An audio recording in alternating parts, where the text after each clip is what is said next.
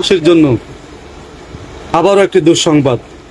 Mpox corona virus মহামারী আকার ধারণ করেছিল, সারা বিশ্বের ভিত নড়বড়ে করে দিয়েছিল।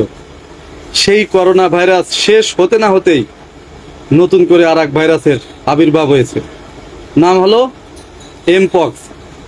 এটা কঙ্গোতে সর্বপ্রথম দেখা দিয়েছে। এই এমপক্সের যত রোগী আছে তার মধ্যে 90% রোগী আছে কঙ্গো।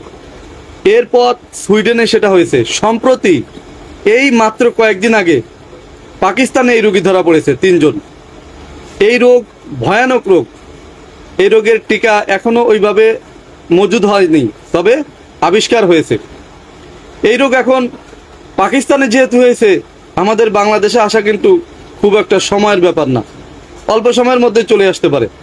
আর আমরা বাংলাদেশের লোক, আমরা বাঙালি, সারা পৃথিবী জুড়ে আছি, এমন কোনো দেশ নেই, রাষ্ট্র নেই যেখানে আমরা নেই। আর এই রোগ কিন্তু করোনা ভাইরাসের মতোই ছোঁয়াচে বা সংক্রামক, যা বলেছে দেখলাম খবরে।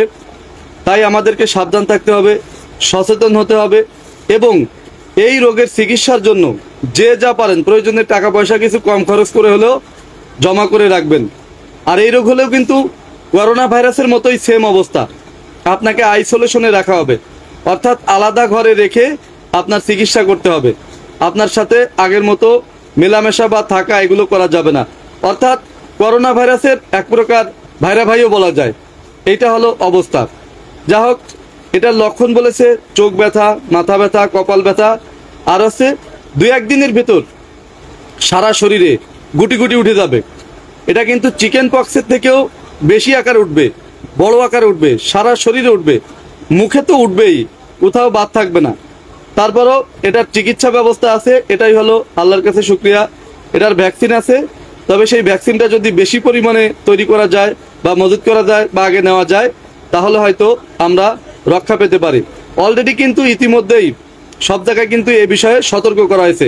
বিমানবন্দর, তারপরে নৌবন্দর, স্থলবন্দর, সমস্ত জায়গা বিদেশ থেকে যারা আসছে তাদেরকে পরীক্ষা করা হচ্ছে। আমরা নিজেরাও কিন্তু সচেতন হব, কারণ আমরা যদি সচেতন না হই, মনে করেন আমার হয়েছে, আমার পরিবারের হতে পারে।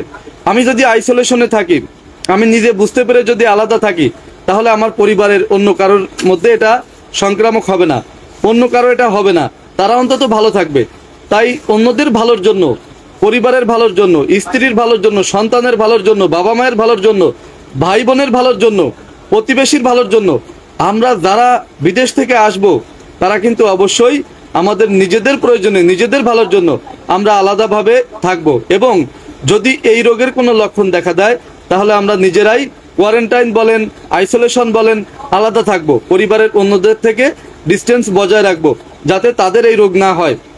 মনে করেন সবাই যদি এই রোগে আক্রান্ত হয়, তাহলে কিন্তু খুবই ডেঞ্জারাস একটা ব্যাপার হয়ে যাবে, বিপজ্জনক হয়ে যাবে। পরিবারের সবাই যদি আক্রান্ত হয়, তাহলে চিকিৎসা করবে কে, দৌড়াদৌড়ি করবে কে, দেখাশোনা করবে কে?